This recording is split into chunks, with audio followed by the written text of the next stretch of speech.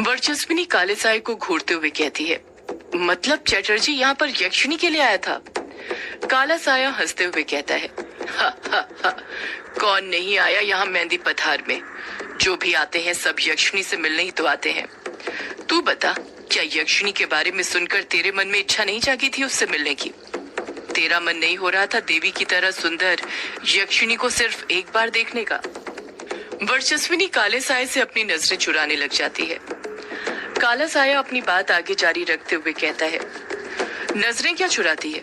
हो रहा था ना तेरा मन भी उस यक्षिणी से मिलने का। जब तूने लोगों से यक्षिणी की खूबसूरती के चर्चे सुने तो तेरा मन भी उससे मिलने के लिए मचलने लगा था ना? तू भी देखना चाहती थी कि वो कौन सी इतनी सुंदर स्त्री है जिसका हर मर्द दीवाना होता है, जिसे सिर्फ एक बार देखने के लिए मर्द उसका शिकार भी बनने के लिए तैयार है। वर्चस्विनी खामोश रहती है, पलटकर कुछ नहीं कहती है, क्योंकि वो जानती थी काला साया जो बोल रहा था एकदम सही बोल रहा था। पर वर्चस्विनी ये सोचकर ज्यादा हैरान थी कि उस काले साये को वो बातें कैसे पता थी जो उसने कभी किसी से भी नहीं कही थी। सब बातें अपने मन में सोची थी। आखिर वो काला साया उसके मन की बात कैसे जानता था? काला साया हंसते हुए ही कहता है, यक्षिणी का कौन दीवाना नहीं है? मैं भी तो आखिर उसी का दीवाना हूँ। वर्चस्विनी सोच में ही खोई रहती है। वो यही सोचती रहती है कि काला साया आखिर उसके बारे में इतना सब कुछ कैसे जानता है। अगले ही पल काला साया गुस्से के साथ कहता है, चटर्जी आया यक्षिणी के लिए ही था, पर उसे उसने भेजा था, उसकी वजह से वो यहाँ पर आया है। इतना चालाक और होशियार चटर्जी उसी के साथ रहकर हुआ है, वरना वो इतना चालाक नहीं था। ये सब उन दोनों ने मिलकर किया है। कमीने साले अब यक्षिणी से मेरे खिलाफ जाने का सोच रहे हैं। वर्चस्विनी काले साये को बीच में टोकते हुए कहती है, तुम किन दोनों की बात कर रहे हो? कौन है वो दोनों? काला साया फुसफुसाते हुए वर्चस्विनी के सवाल का जवाब देते हुए कहता है, पहला है वो खुद चटर्जी। वर्चस्विनी हड़बड़ाहट के साथ कहती है, और दूसरा? वो दूसरा कौन है जिसने चटर्जी को यहाँ पर आने के लिए मजबूर किया, जिसके साथ मिलकर वो ये सब कर रहा है? काला साया फुसफुसाते हुए जवाब देता है, और दूसरा है वो। काला साया अपनी बात पूरी कर ही रहा था कि तभी उसकी नजर आसमान में निकले सफेद चांद पर पड़ती है, और वो देखता है कि वो चांद लाल होने लग गया था, जो कि संकेत था कि ब्लड मून की रात शुरू हो चुकी थी। वर्चस्विनी काले साये को टोकते हुए कहती है, तुम चुप क्यों हो गए? बताओ कौन है वो दूसरा इंसान? वो काला साया वर्चस्विनी की बात का कुछ जवाब नहीं देता है, बल्कि धुएं की तरह उड़ता है और वापस से फर्श पर पालकी मारकर बैठ जाता है, उसी आंख के निशान के पास जो फर्श पर उभरा हुआ था, जिसकी पुतली में खून जमा हुआ था। वर्चस्विनी अपने सवाल पर अडिग रहते हुए कहती है, बताओ बताओ कौन है वो? वो काला साया गुस्से के साथ वर्चस्विनी को चुप रहने का इशारा करते हुए कहता है, अपना मुंह बंद रख, अब कहानी सुनाने का नहीं बनाने का वक्त है। खून की रात शुरू हो चुकी है, ब्लड मून की रात। काले साये की बात सुनकर वर्चस्विनी के मन में मौत का खौफ बैठ जाता है और वो एकदम चुप हो जाती है। काला साया मंत्र बड़बड़ाने लग जाता है। उसके मंत्र बड़बड़ाने की आवाज कमरे के अंदर गूंजने लग जाती है। ब्लड मून की रात शुरू हो चुकी थी। चांद सफेद से लाल होने लग गया था। उसकी लाल रोशनी खिड़की से कमरे के अंदर आने लग गई थी। ब्लड मून की लाल रोशनी वो आंख जो फर्श पर उभरी हुई थी उस पर पड़ने लग गई थी। देखते ही देखते चांद पूरी तरह लाल हो जाता है और उसके लाल होते ही आसमान में छाए काले बादल भी पूरी तरह लाल हो जाते हैं। वो लाल बादल खून से भरे हुए बादलों की तरह दिखने लग जाते हैं। सिर्फ आसमान ही नहीं, जिस कमरे में काला साया बैठा हुआ था उसमें की आंख की पुतली भी पूरी तरह लाल हो गई थी। उसमें से तेज लाल रोशनी निकल रही थी जो पूरे कमरे को लाल कर रही थी। पुतली के अंदर का खून सूखा हुआ था। काला साया मंत्र पढ़ना बंद कर देता है। वो वर्चस्विनी की तरफ नजरें करके उसके बंधे हाथ की तरफ देखने लग जाता है। वर्चस्विनी देखती है कि उसके हाथ पर धुएं की जो काली रस्सी बंधी हुई थी वो अपने आप खुलने लग गई थी। अगले ही पल उसे एहसास होता है कि उसका राइट हैंड अपने आप आगे होने लग जाता है, जैसे कोई उस हाथ को खींच रहा हो। वर्चस्विनी घबराते हुए कहती है, ये क्या कर रहे हो तुम? छोड़ो छोड़ो मेरा हाथ। काला साया वर्चस्विनी को तड़पते हुए देख हंसते रहता है, पर कहता कुछ नहीं है। वर्चस्विनी डर के मारे चीखती रहती है, छोड़ दो मुझे मत मारो मुझे। काला साया हंसते हुए कहता है, डर मत, तेरी बलि नहीं चढ़ेगी, तेरा तो खून चढ़ेगा, खून। तुझे चखे बिना तुझे कैसे मार दूंगा। पहले सारे काम निपटा लूं, फिर तेरे साथ काम वास्ता निपटाऊंगा। काला साया आंख की पुतली में जमे सूखे खून की तरफ देखते हुए गुस्से के साथ कहता है, ताजे खून की एक बूंद ही काफी है बासी खून को फिर से ताजा करने के लिए। इतना कहकर काला साया फिर से मंत्र पढ़ना शुरू कर देता है। वर्चस्विनी के हाथ में जहां पर कैनुला और सफेद पट्टी बंधी हुई थी वो अपने आप खुलती है और उसके खुलते ही धुएं से बनी एक कील उसकी हथेली के पीछे आकर खट से चुभ जाती है। वर्चस्विनी चीखती है, आह! वर्चस्विनी के हाथ से खून की बूंद निकलती है और वो नीचे गिरने लग जाती है। वो खून की बूंद नीचे गिरती उससे पहले ही काला साया उस खून की बूंद की तरफ देखता है।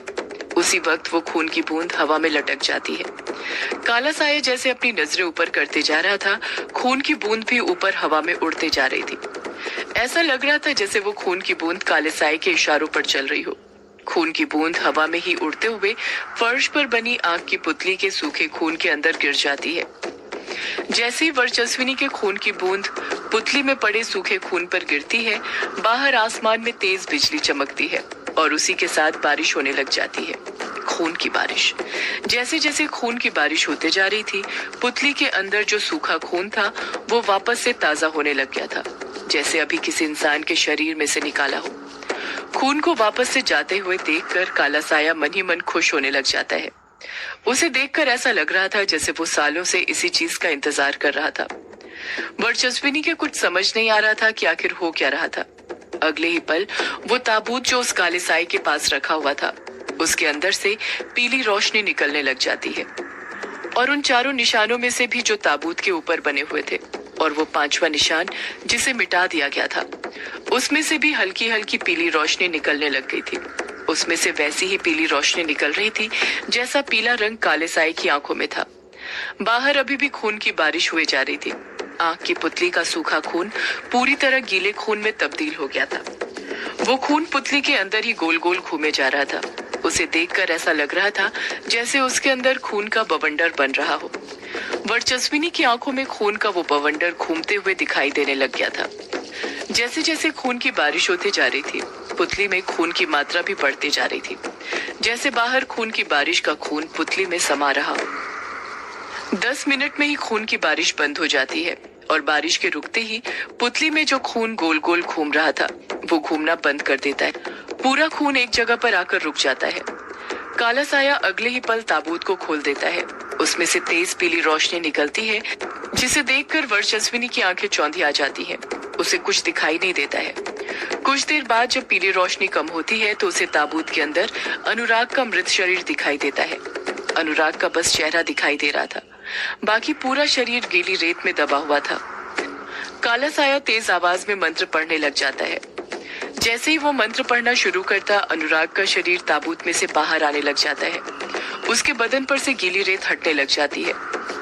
अनुराग का शरीर ताबूत में से बाहर आता है तो वर्चस्विनी देखती है कि उसका शरीर पूरी तरह नग्न अवस्था में था।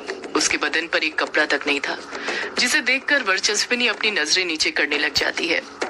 उसने अभी अपनी नजरें नीचे करी हुई थी कि उसे एहसास होता है उसकी आंखों ने कोई अजीब चीज देखी हो। वो तुरंत अपनी नजरें ऊपर करती है और नोटिस करती है कि अनुराग का चेहरा तो ठीक दिख रहा था, पर बाकी पूरा बदन पीला पड़ गया था, जैसे उसके अंदर खून की एक भी बूंद ना हो। किसी ने उसके शरीर का सारा खून चूस लिया हो।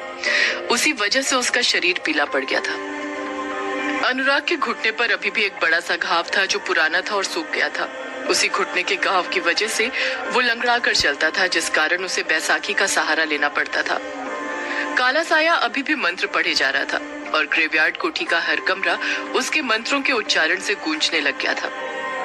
काला साया इतने कसकर मंत्र पढ़े जा रहा था, देखते ही देखते अनुराग का शरीर हवा में उड़ते हुए आंख के निशान के ऊपर आकर रुक जाता है। अनुराग का शरीर कुछ इस तरह वहां पर आकर रुका था कि उस आंख के निशान की पुतली अनुराग के दिल के जस्ट नीचे थी।